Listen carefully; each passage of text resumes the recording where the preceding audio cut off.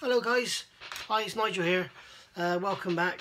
As you'll know from the title, this is a series of videos on the HK models 1/32 scale Lancasters upgrades, and today is January the 13th 2019, and as of today's date there isn't much available out there on the aftermarket scene for this kit.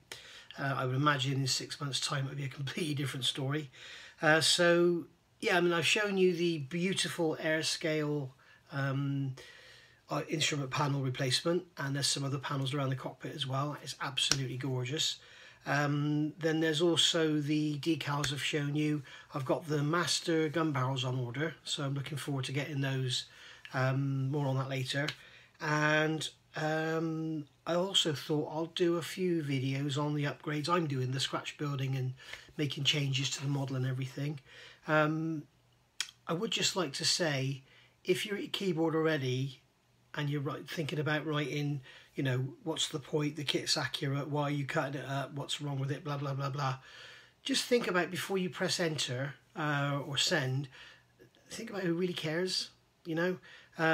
If you're watching this, you're probably interested to see what I do and how I do it. If you just want to just knock me down, then carry on, I don't really care, but just think about, is it interesting reading for anyone? And it probably isn't. So I'll start off by showing you the bits I'm doing around the cockpit, changes I'm making, alterations. There is nothing wrong with this kit out of the box if you want to build an out of the box model. If you go over to Large Scale Modeler, there's a massive forum on there, big membership and everything. You'll see that James Hatch is actually building one of these. He's nearly finished, he's at the painting stage, and you can watch his build going through.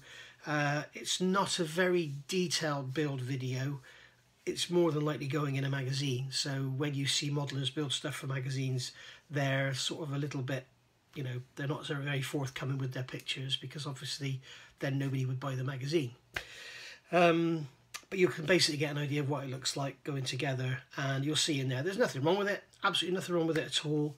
But I just want to improve it, just want to sort of sharpen it up a bit and try to make it a bit more like a, you know, I mean, the Tamiya Mosquito, if you look at that for example and compare it to this, you know, they're worlds apart. But then that's Tamiya. If Tamiya made this kit, it would be £1,000. So or something like that. So with no further ado, let's get on and I'll show you the few mods I've done. Yeah, so I thought I'd start off with this, and this is showing you basically, this is the cockpit area floor from the kit as it is in the box. Here I've clipped on the Bombay floor, it's not actually glued in place. And here I can show you a photograph of how this looks fitted into the fuselage with the seat in place.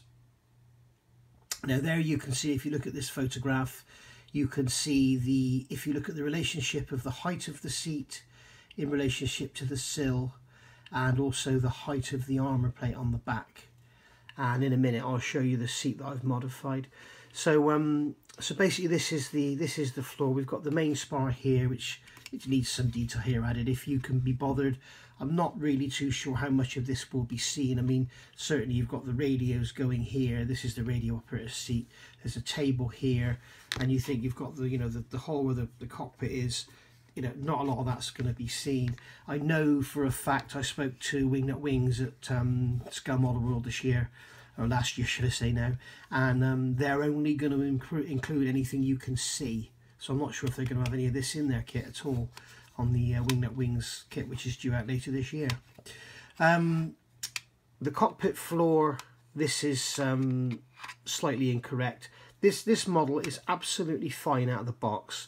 I'm just going to town on it because I've got the time, and I must be absolutely bloody crazy cutting up a £400 model airplane. But I'm basically going to change this here because it's incorrect to what it should be, but it's a perfectly good representation of what needs to be there out of the box. As I say, this is all just my fussiness coming out really. So so yeah, I've got to cut this down now. In a minute I'll show you the seat that I've made, as I say. I've also got to modify this here. This area here is slightly incorrect. This this here shouldn't be there. This should go straight across here, and this lump needs to come away. But you know, as I say, out of the box it's absolutely fine. This here, when you're looking at the kit, you're going to be looking through the nose at the front. You're not really going to see any of it. I'm just doing it because I enjoy scratch building. You can see here I've already filled in the holes in the floor, ready for doing some cutting about. In fact, looking at it, I may as well completely start remake this from scratch and just use the main spar part, because I'm going to modify the seat. I think these boxes here are fictitious. I can't find any images with those in, so we'll see. What happens a lot these days with kits, and you know, you can't really chastise the manufacturers or whatever. They use what reference they can find, and in a lot of the cases the materials they have are restored aircraft. In this case, if they've used the flying aircraft from the UK or from Canada, they're going to have equipment in them that isn't original. Basically equipment they're going to have in them to make them legal to fly in this day and age. So this may well be some sort of radio equipment that's in those kits, in those aircraft, that isn't actually in a wartime plane. So you have to be careful of that. If I may digress, one of the funniest things I've ever seen was on a ME262. They had the manufacturer, I can't even remember who the manufacturer was now, but they had a complete set of photographs of the cockpit, and the cockpit was under restoration, and on the starboard side console there was a roll of masking tape, and they actually moulded in that ring on the actual right hand console on the ME26. I think it was the ME262. I thought that was hilarious. But you know, the manufacturers, they have to make kits. They can't spend 3 years looking at reference pictures. They have to get them made and out the door. So yeah, one of the downsides with this one is all the ejector pin marks. You can see the Bombay is literally plastered in them, but they are all proud.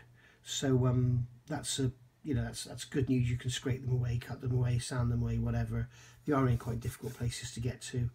I think Edard are going to be producing some odds and ends for this. I don't know how far they'll go, but one of the concerns I did see raised was they've got these holes in the Bombay roof for fitting bombs. If you decided not to fit bombs, I don't know how you'd get around hiding those. I guess you'd have to cut them out and fill them, whatever, and make some racks. But if Edard just basically upscale their 48th photo etch sets, we're going to be in for some big photo etch sets for this model. It'll be lovely. I hope to be getting some and reviewing them on here as well. So yeah, there we go, guys. That's the standard parts. I'm going to do some mods, and then I'll do the modified seat. We can see that there's a lot of work I've done on here. The armrest is drooping down because it's not fitted, glued down yet, and also the armour isn't glued down yet, so it looks a little bit skew-whiff at the moment actually.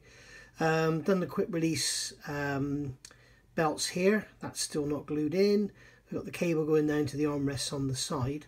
I've shortened the seat base and added the tin pan, if you like, that goes in the bottom. I've had to use photo etched brass here for that piece because I couldn't get the plastic to form to the shape. All this is just done from photographs found on Google. I've completely remade the frame. The kit frame is a bit too long, as I say, as is the seat base, so you need to shorten that if you want to make it more accurate. Added the uprights on the sides, shortened the armrests, and then when I come around here you can see that I've made all the detail in the back, which has got all the holes and everything in. So they've got the steel structure in there with the tube going through for the seats, and the vertical spring tube, which is for the top harness mount. Then we've got the extended piece here, which is where the handle goes for raising and lowering the seat. I've made the handle, but I haven't fitted it obviously because it'll get snapped off every time I touch it. These quadrants here are the wrong way round. I should have put them, they're 90 degrees clockwise. They need to go 90 degrees anti-clockwise, so I may cut them off and re-glue them. I may just leave them, I don't know. And you can see here how much higher the armour is. I'll show you a photograph in a minute, or a video of it with the seat actually fitted into the fuselage, so you'll see what I mean compared to the kit part. So yeah, there it is. As I say, you don't really need to do any of this on your kit, but it's all fine out of the box. But one thing I would do is shorten the base of the seat, because it does look a little weird. The pilot would have to have a sort of very funny shaped body and legs about 8 foot long to reach the pedals. I'm exaggerating, but yeah, so that's my work on the seat, and hope you like it. Just realised, chaps, I made this video with the without the backrest fitted, so there's the backrest from the kit, cut off from the base and just fitted in, and that'll be painted up. That's actually green leather. Here we go, guys. If you compare this to the photograph I'm going to show you here now, you can see now that the actual seat itself is slightly lower in relation to the sill here, and you'll also see that the back is slightly further forward. I need to now remove this area and bring it down, and then the seat will be down in its correct position then. The actual back of the seat here should be, if I try and get this square to the camera, yeah, the back of the seat here should be just above that sill, so it needs to come down another sort of 2-3 millimeters. So I want to remove this lump here, this raised area of the floor, and then remake my own structure, or use this in its cut down form. About the only bit I'm going to be left with is a small part of it here. So rather than try and cut around and leave a bit on, I may as well cut the whole thing off and then rebuild it. It's also worth, if you're doing this, it's also worth remembering this side is curved, because the side of the fuselage is obviously curved. So what am I going to do? Right, I need to cut this off, and if you look around here, there's no edge to go up to. So what I do, I take my vernier calipers like this, or digital calipers, measure the width of the floor, and then scribe a line like this, and then that way I've got a line to work to. Now, using a saw like this is great in this sort of area. Okay, so you've got a line to work to, or you could put a piece of tape down or something to work up to. It doesn't really matter if you slip, because all this goes up against the side of the fuselage anyway, and this side, this here, will be cut off and completely removed. So what do we do? Well, these saw blades are really, really great, but they are quite brittle. They don't bend very well. Saying that, this one's got a tiny kink in it there. If you can see that, it's got a tiny kink in it. They tend to snap. So when they snap, I glue them with super glue to this block of plastic card that I've made. And then I've got a saw that I can cut basically flush with. Now this one is very slightly bent up, very slightly, so it cuts just above the surface, so it saves it digging in. What you can do is just start by scribing like so, and then once you get it your line scribed, you can go flat. And then what I'm doing is using the broken edge of the blade as a scribing tool, and I'll just keep going until I scribe all the way through the plastic. And then once you've got a bit deeper, you can start to use the saw part of the blade and actually start doing your saw cuts like so. Now it's a lengthy process, but it's a surefire way of getting it off, so that the bottom of this is square, this is all flush, and you won't have too much cleanup to do. It shouldn't take too long to go through.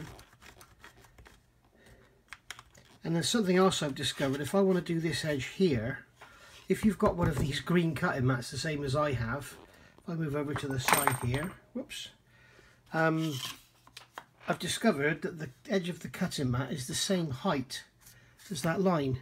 So it's basically flush here, so I can put the saw on the edge of the cutting mat and use it like that.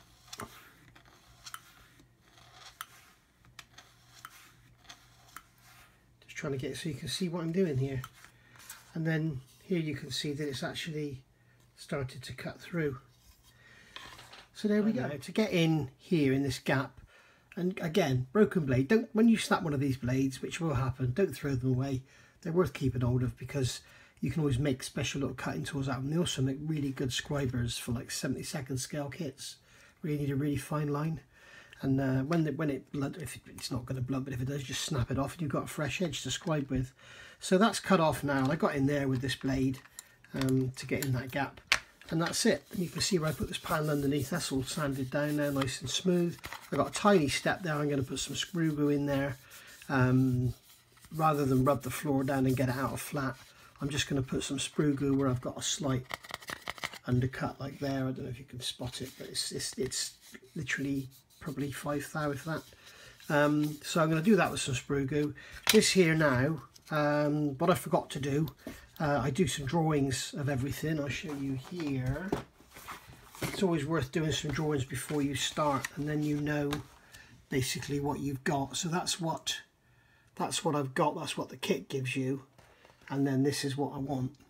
So basically you can see the difference there in this area here compared to this area here. Okay, so I'm going to draw that up on there, put those dimensions of these holes and everything, and then put some sprue glue on here, and then I'll come back and see you when I've made this up and glued it on there. So thanks for watching this for now. This is the first of my mods. I think probably the next video you'll see come up on this playlist will be the Master Models gun barrels for this kit. I've ordered them from Plastmodel in Poland, tracking them and everything. I mean, Plastmodel sent them on them in Christmas Eve. It was incredible. And they apparently left Poland on the 28th of December, but they're still not here. So Plastmodel have said give it 30 days. If they don't arrive, they'll give me a refund. But I've said no thanks, I want a replacement. So yeah, really good company, Plastmodel in Poland. I've used them a couple of times. Usually extremely quick delivery. Well, they've done their bit. They sent them the day I ordered them. But they seem to have been lost in the post, and if they did leave Poland on the 28th, then Royal Mail have lost them. But yeah, look them up, Plastmodel, really good prices and really, really good packaging and very quick delivery. So that's it for there. I'll be back with another video, another installment on this soon. So I'll see you then. Bye-bye. And just before I go, I'll show you these mods I've done here. These are the map pockets or document pockets, whatever, that go on the side of the raised area of the cockpit that are missing from the kit. What I've basically done, I've got the I've actually got the big edge set for the 1/48 scale Tamiya kit, and what I've done is scanned the photo etch frets in, times them by 1.5, so gone 48 to 32nd scale, and then I've got patterns of what Edard used, or the sizes Edard used to actually make their photo etch parts, and then I've gone from that and basically copied those sizes over, and that's how I've done a lot of this upgrading. So hopefully Edward have done their homework and got it right. So yeah, these little Mac pockets, they're just made up from 10 thou plastic card. I just show you how it's done. All I've done, I'll get this bit of tape off. So all I've done, I've got you can see, there's you might be able to see, try to get the light over a bit better to pick it up. You can see I've got a block of plastic on the bottom, and then I've glued 10 thou card sides to it and a front, and then put a 10 thou card stiffener inside it, and then just sanded it all square. And that's easy to do. Now these are probably a bit too deep, so they need to be slimmed down a bit, but I'll leave that until I fit them. And yeah, they just go on there like that. And then these have got the radius cutouts in the top. I think a couple of those shouldn't have them, but they have now, and that's it. It's a bit late now unless I shorten them. They're going to end up being slightly shorter anyway, because this is actually, as I said earlier, this is going to be coming down. So yeah, there you go, guys. Hope you like that. Make sure you look back for some for more stuff, as I said earlier, and I'll see you all soon.